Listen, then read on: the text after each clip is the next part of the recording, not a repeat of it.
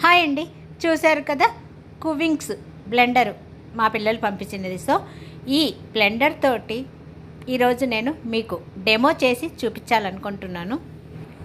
Morning cut చేసి fruit salad తినంగా మిగిలిన కొన్ని కర్బూజా ముక్కలతోటి చూపిస్తున్నాను. చూశారు కదండి, ఇది బ్లెండరు మనకు జార్లో డైరెక్ట్గా వేసేసుకొని ఫ్రూట్స్ను ఆల్రెడీ నేను మీకు చూపించాను, గిఫ్ట్ చూపించినప్పుడే చూపించాను దీన్ని ఎలా యూజ్ చేయాలి అన్నది. సో ఇలాగ మనకు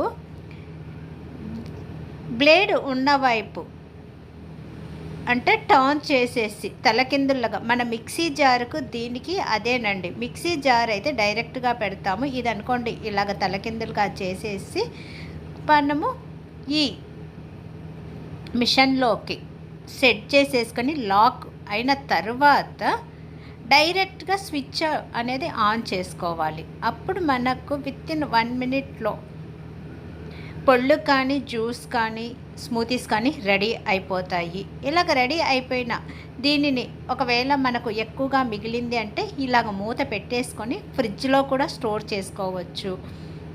ఇంకొక మనకు మూత ఇచ్చారు, ఆ మూతను కూడా యూజ్ చేసేసుకోవచ్చు.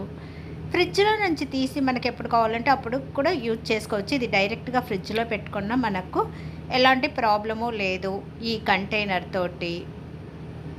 ఇక ఇంకొక మూత ఇచ్చారు కదండి, ఆ మూతను యూజ్ చేసేసి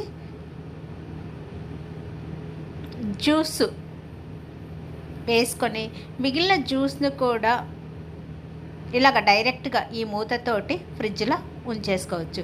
సో ఈ మూతలు ఈ జారు మనకు చాలా బాగా మల్టీపర్పస్గా అనేది యూజ్ అవుతుంది. ఇక క్లీనింగ్ అంటారా, క్లీనింగ్ అనేది కూడా చాలా ఈజీనే. ఎప్పటికప్పుడు క్లీన్ చేసుకోవటం వలన మనకు రస్టు పట్టదు. సో ఇలాగ క్లీన్ చేసుకున్న వెంటనే దీనిని కొద్దిగా డ్రై చేసేసుకొని తడి లేకుండా చూసుకున్నామనుకోండి, ఈ బ్లెండర్ అనేది చాలా రోజులు మనకు యూజ్ అవుతుంది, పనికొస్తుంది. సో చూశారు కదా, నేను ఈరోజు డెమో చేయటం కోసము కర్బూజా జ్యూస్ చేశాను. ఆ కర్బూజా జ్యూస్ను కొద్దిగా తాగేస్తూ ఉన్నాను. మిగిలినది ఇక ఫ్రిడ్జ్లో పెట్టేసుకొని మా వారికి ఇస్తాను. లేదనుకోండి, నాకు నచ్చితే మరొకసారైనా సరే నేను తాగుతాను. ఓకేనండి, చూశారు కదా బ్లెండరు ఎంత ఈజీగా మనము కావలసినవన్నీ తయారు చేసుకోవచ్చు అని. ఓకేనండి, థ్యాంక్ యూ. నెక్స్ట్ వీడియోలో కలుస్తాను. బాయ్.